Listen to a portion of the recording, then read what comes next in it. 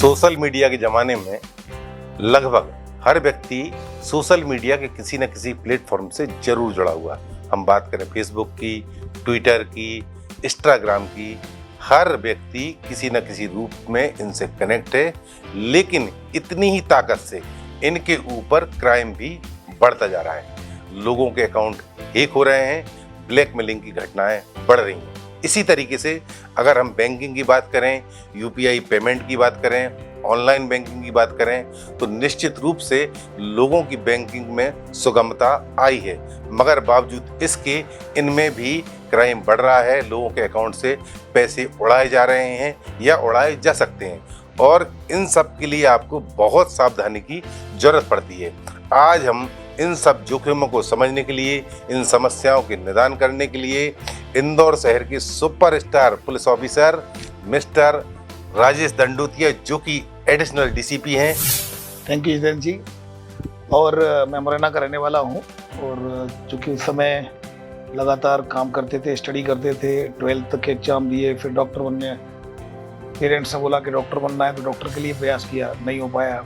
फिर ग्रेजुएशन हुई, फिर मैंने MBA करने का सोचा, बट फिर MBA में मेरा खुद ही मन नहीं हुआ। फिर उसके बाद सिविल सर्विसेज की तैयारी की, क्योंकि मदर प्रिपरेशन करती थी बहुत पहले, जब मैं बहुत छोटा था, तो तैयारी की, 16th रैंक आई, तो फिर मेरा सिलेक्शन हो गया DSP के रूप में। तो अपन ये कह सकते हैं कि चूँकि 11th और 12th रैंक तक डिप्टी कलेक्टर बने थे, उसके बाद फिर जो रैंक थी उसमें DSP बने, तो बाय रैंक मुझे DSP पद मिला। कहीं ऐसा लगता है कि आप डॉक्टर बन जाते तो ज़्यादा अच्छा होता है, या पुलिस अच्छी लगती? नहीं, मैं अगर पुलिस के अलावा कुछ और बनता तो शायद मुझे सेटिस्फेक्शन नहीं मिलता। मुझे लगता है कि इतना ज़बरदस्त इसका स्पेयर है, इतना डायमेंशन है, और कितना कुछ करने को है as a police officer society में, तो मैं मोर देन सेटिस्फाइड।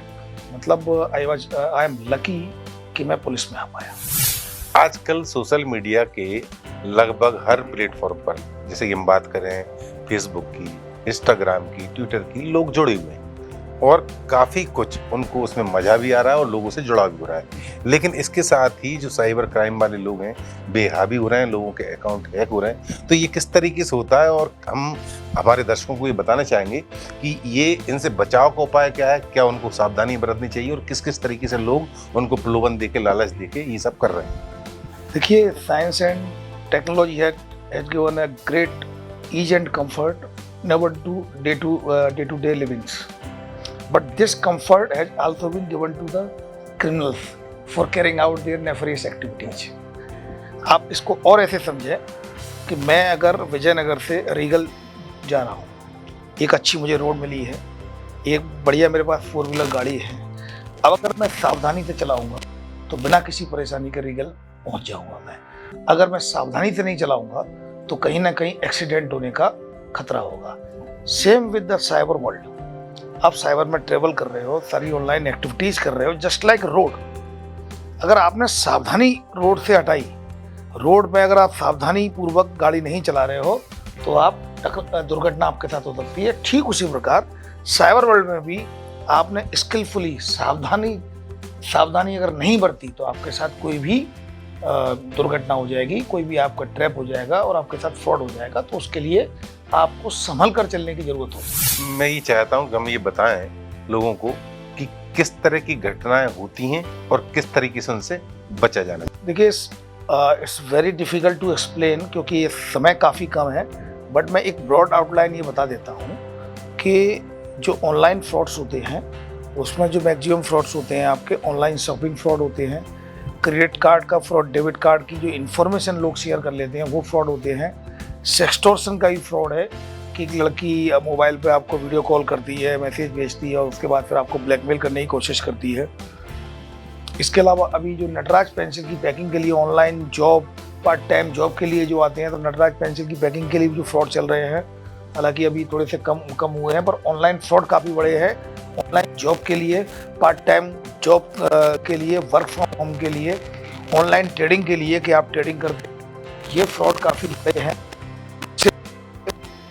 सिर्फ फ्रॉड्स हैं 70%, बाकी 30% इस तरह के फ्रॉड्स हैं जो कि आपके फाइनेंशियल जो गेन से, फाइनेंशियल लॉस या गेन फाइनेंस से संबंधित नहीं होते, लेकिन डिफेमेशन से संबंधित होते हैं। तो जिसमें फेक आईडी बनाकर प्रोफाइल बनाकर और किसी को ह्यूमिलिएट करना, वो डिफेमेशन उसमें जुड़ा हुआ होता है। तो इसमें हमेशा सावधानी बरतनी चाहिए। जो भी आपके कॉल्स आते हैं, कभी पर्सनल इन्फॉर्मेशन अपनी किसी से शेयर नहीं करनी चाहिए। अपने जो डॉक्यूमेंट्स होते हैं, चाहे वो आधार कार्ड हो, पैन कार्ड हो, अपने पर्सनल डॉक्यूमेंट्स को कभी शेयर नहीं करना चाहिए। इस तरह की कुछ मतलब खास बात आपका कहना ये है कि आपका पैन कार्ड, आधार कार्ड ये सबसे बड़ा जरिया है जिसके द्वारा लोग आपकी जानकारी को हासिल करते हैं और उसके द्वारा फ्रॉड की संभावनाएं बढ़ जाती हैं। काफी लंबे समय से फ्रॉड चल रहा है। मैं समझता हूँ कि जब से ही सोशल मीडिया स्टार्ट हुआ है, कुछ समय बाद से ही लगभग ये फ्रॉड स्टार्ट हुआ, तो इनका ट्रेस क्यों नहीं हो पाता? ये कहाँ से ये लोग हैं, किस तरह से इन्होंने ये गैंग बनाया हुआ है कि ये पुलिस की गिरफ्त से बाहर है? देखिए, अगर आप देखेंगे तो पहले जो क्राइम होते थे, पहले काफ़ी हिंसक क्राइम होते थे। मर्डर काफ़ी रिपीटेडली मर्डर होते थे, 307 होते थे, लूट होती थी, डकैतियाँ होती थी। लेकिन धीरे धीरे इस ट्रेंड में कमी आई है। अब ये इजी मनी है कि झारखंड में कोई बैठा हुआ व्यक्ति या बिहार में कोई बैठा हुआ व्यक्ति या दिल्ली में कोई बैठा हुआ व्यक्ति किसी इंदौर के किसी व्यक्ति को बैठे बैठे सुबह से लेकर शाम तक लगभग 200 लोगों को करे और उसमें से 2 या 3 फंस गए या 3 ट्रैप हो जाते हैं उसमें, तो उससे उसका 50,000, 1 लाख या 2 लाख इतना अमाउंट उसको मिल जाता है। तो ये इजी मनी है। इसमें सिर्फ कुछ नहीं करना होता, आपको लोगों को भ्रमित करना होता है। तो लोगों को भ्रमित करते हैं, वो लोगों को ट्रैप करने की कोशिश करते हैं, लोगों को लालच देते हैं कि आपकी लॉटरी लगी है, आपके ये पॉइंट्स रिडीम हो गए हैं तो आपके ये पॉइंट्स हैं, आपने ये जो शॉपिंग करके आए हैं तो आपकी ये लॉटरी लगी है, और आपने ये सिम है, ये सिम सेलेक्ट कर ली आपकी। ये मेरा पूछना ये है कि ये तो मैंने मान लिया किस तरीके से फ्रॉड हो रहा है, लेकिन ये पुलिस की गिरफ्त में क्यों नहीं आ पाते? मतलब ये तो इसका कारण क्या है? इसलिए मैं ये बताना चाह रहा हूँ क्योंकि ये सभी लोग क्रिमिनल्स काफ़ी दूर दूर बैठे हुए हैं, चाहे वो झारखंड हो, चाहे वो उड़ीसा हो, चाहे वो उत्तर प्रदेश का हो या फिर पश्चिम बंगाल के, उन सभी स्टेट्स में कुछ ना कुछ पॉकेट्स में इस तरह के गैंग हैं। तो अब आप ऐसे मान के चलें कि पुलिस की बड़ी प्रायोरिटी होती है। अगर आप देखेंगे तो अभी इंफ्रास्ट्रक्चर साइबर क्राइम से डील करने के लिए प्रॉपर अभी बना नहीं है। अगर आप देखेंगे इंदौर तो बड़ा मेट्रो है, यहाँ पर फिर भी क्राइम ब्रांच है, साइबर क्राइम की एक विंग है, एक सेक्शन है। छोटे जिलों में क्राइम ब्रांच का थाना भी नहीं है। आप अगर देखेंगे तो स्टेट साइबर सेल के जो ऑफिसेज हैं वो 4 जगह भोपाल, ग्वालियर, जबलपुर और इंदौर में है। अगर आप देखेंगे तो कहीं भी क्राइम ब्रांच थाना नहीं है छोटे जिलों में। तो जिसके साथ फ्रॉड होता है वो कंप्लेंट लिए एसपी ऑफिस जाना पड़ता है और कहीं ना कहीं इफेक्टिव मशीनरी कहीं भी उपलब्ध नहीं है। तो अभी ट्रांजिशन फेज में है, अभी इंफ्रास्ट्रक्चर डेवलप नहीं है। तो ऐसी स्थिति में कुछ परेशानियाँ आती हैं। कुछ परेशानियाँ ऐसी आती हैं कि सपोज अगर किसी के साथ 20,000 रुपये का फ्रॉड हुआ, तत्काल उसने एप्लीकेशन दी, अपन ने उसमें काम किया और देखा सिम जो है सिम असम की निकली है, लोकेशन का है, लोकेशन साहब वो पश्चिम बंगाल के मुर्शिदाबाद जिले की है। तो वो अब वहाँ टीम जाएगी, तो उसके बाद देखा अकाउंट का गया और वो विड्रॉ का हुआ नासिक में हुआ है। तो ये एक 20,000 के पेटी जो अमाउंट के लिए, बेशक वो अमाउंट विक्टिम के लिए काफ़ी बड़ा हो सकता है, बट उसके लिए आपकी पूरी मशीनरी, आपको 15 से 20 दिन आपकी एक टीम जाएगी, तो वो उस समय मिलता है नहीं। क्राइम की क्वांटिटी काफ़ी है, काफ़ी है, क्योंकि डेली अगर आप देखेंगे इंदौर क्राइम ब्रांच में ही लगभग 30 to 35 कंप्लेंट्स पर डे आ रही है। अब अगर पर डे इस तरह की कंप्लेंट्स आएंगी और निश्चित रूप से अभी आपके पास इफेक्टिव मशीनरी डील करने के लिए, फिर भी हम जो केसेज होते हैं, जो सेंसिटिव केस होते हैं, उनको टॉप प्रायोरिटी पर लेके हम क्रैक करते हैं और लगातार कोशिश कर रहे हैं। और आपने बीच में पढ़ा भी होगा काफ़ी कि बीच बीच में ये गैंग भी पकड़े जाते हैं और हम पकड़ भी रहे हैं। आप आजकल जो है शिक्षण संस्थानों में काफ़ी दिखाई दे रहे हैं, रोज़ कहीं ना कहीं आपको बुलाया जा रहा है, इनवाइट किया जा रहा है और वहाँ पे जाके आपकी जो स्पीच है वो होते हैं, लोगों को, बच्चों को आप समझा रहे हैं, तो क्या बताते हैं लोगों को आप? देखिए, साइबर क्राइम से बचने के लिए अभी फिलहाल जो सबसे इफेक्टिव मशीनरी है, इफेक्टिव टूल है, वो साइबर क्राइम अवेयरनेस। आप जितना लोगों को अवेयर करेंगे, जितना लोगों के बीच जाकर उनको बताएंगे कि फ्रॉडस्टर्स ऐसा ऐसा करते हैं, अगर ऐसा ऐसा करेंगे तो ये मतलब ये आपको ट्रैप करने की ऐसे कोशिश करेंगे। तो जब वो सुनते हैं और फिर उनके साथ ऐसा होता है तो कोरिलेट कर लेते हैं कि ऐसा बताया गया था। तो अवेयरनेस के लिए बेहद ज़रूरी है। और आपको लोग इकट्ठा होकर कहाँ मिलेंगे, या तो किसी स्कूल में या कॉलेज में या कोचिंग में, या फिर कोई बैंक की एसोसिएशन है, या फिर जो IM इंडियन मेडिकल एसोसिएशन है। तो मैंने न केवल लायंस क्लब है, रोटरी क्लब है, तो मैंने इन सभी जगह जाकर साइबर क्राइम अवेयरनेस की मैंने कोशिश की है। उनको बताए हैं कि ट्रेंड किस तरह के हैं, किस तरह की जो घटनाएं हो रही हैं, कैसे हमें इनसे बचाव करना है। इसके अलावा जो ड्रग्स युवाओं में काफ़ी ज़्यादा प्रचलन बढ़ा है, उसके भी क्या नशे के दुष्परिणाम हैं, उसके बारे में भी युवाओं के बीच जाकर उनको कोशिश की जाती है कि उनको इनके नशे के दुष्परिणामों के बारे में बताया जाए। इसके बाद कुछ सेशन मेरे ऐसे होते हैं जिनमें स्टूडेंट्स, अगर आपने देखा होगा, जैसे ही एग्जाम्स का रिजल्ट आता है, कुछ स्टूडेंट प्रेशर में आ जाते हैं, कुछ सुसाइड कर लेते हैं। अभी कुछ घटनाएं कोटा में भी हुई थी, तो बच्चे सुसाइड कर लेते हैं। तो उनको मोटिवेट करने के लिए, उनको ये मतलब उनका ऑब्जेक्टिव उनको कैसे अचीव करें, उनको पॉजिटिव सकारात्मक किस तरीके से सकारात्मक दिशा में आगे बढ़े सकारात्मक सोच के साथ, तो उनके साथ इंटरेक्शन किया जाता है।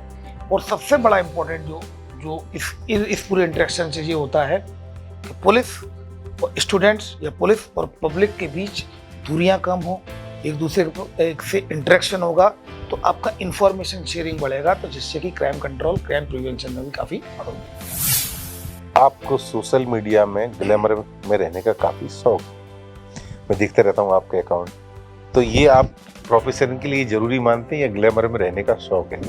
देखिए, मैं ये कहना चाहूँगा कि युवाओं को बड़ा यूनिफॉर्म से काफ़ी लगाव होता है, और कई युवाओं को, जो जिस क्षेत्र में हम हैं, मुरैना, ग्वालियर, भिंड, वहाँ पर काफ़ी लोग पुलिस में आना चाहते हैं। चूँकि मैं भी मुरैना का रहने वाला हूँ, तो वहाँ पर काफ़ी लोगों को अटैचमेंट होता है एक यूनिफॉर्म से।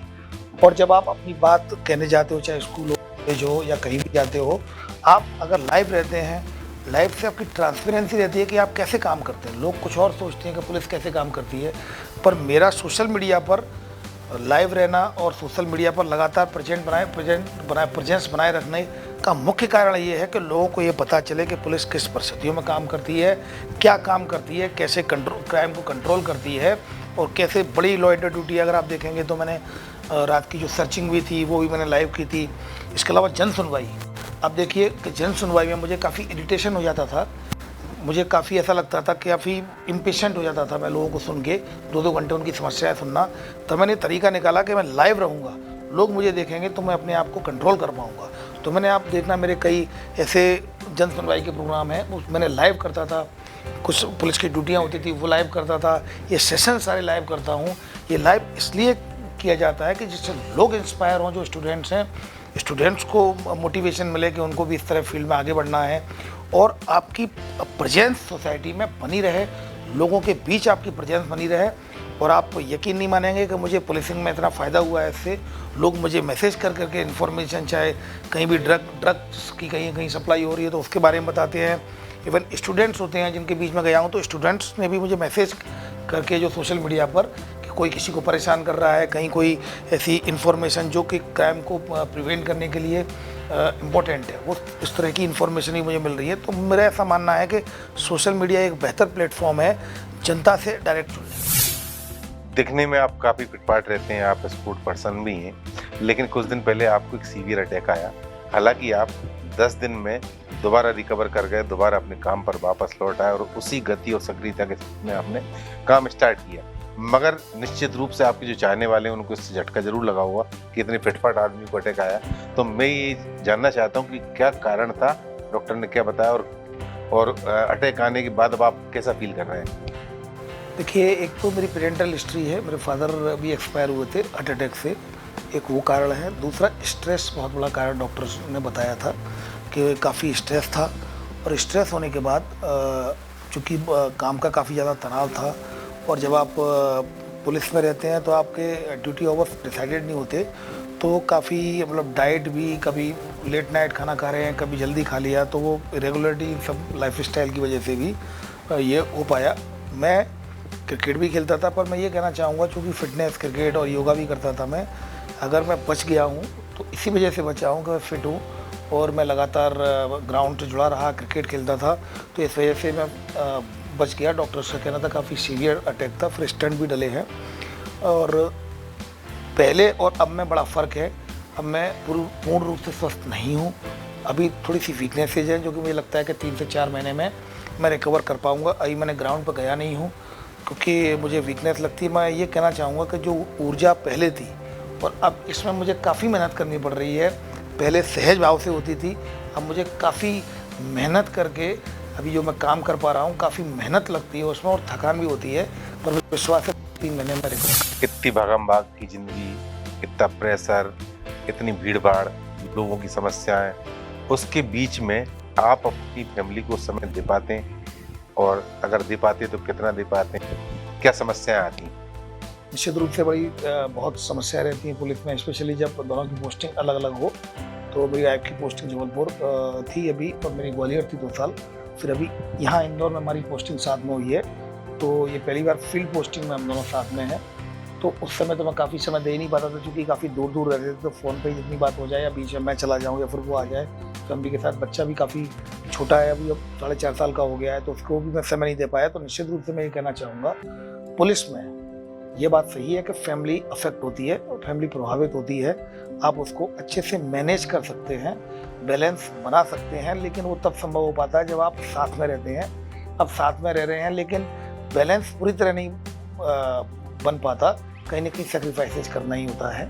आप बहुत ज़्यादा समय फैमिली को नहीं दे सकते। जिंदगी का वो क्षण जो आप कभी भूलना नहीं चाहते? अटैक। जिंदगी जी क्योंकि मैंने उसको बड़े करीब से देखा, और थोड़ा सा मृत्यु का डर भी मुझे कम हुआ। मतलब मैं मृत्यु से, अब अगर मुझे कभी कोई बताएगा मृत्यु का भय नहीं रहेगा, तो मैं उस क्षण को भूलना नहीं चाहूँगा। वो क्षण अगर मैं हमेशा जीवन भर याद रखूँगा, जब तक मेरी सांसें चलेंगी उस क्षण को याद रखूँगा, तब तक मुझे ये पता रहेगा मैं जो कुछ भी कर रहा हूँ वर्तमान ही जीवन है, वर्तमान में ही मुझे जीना है।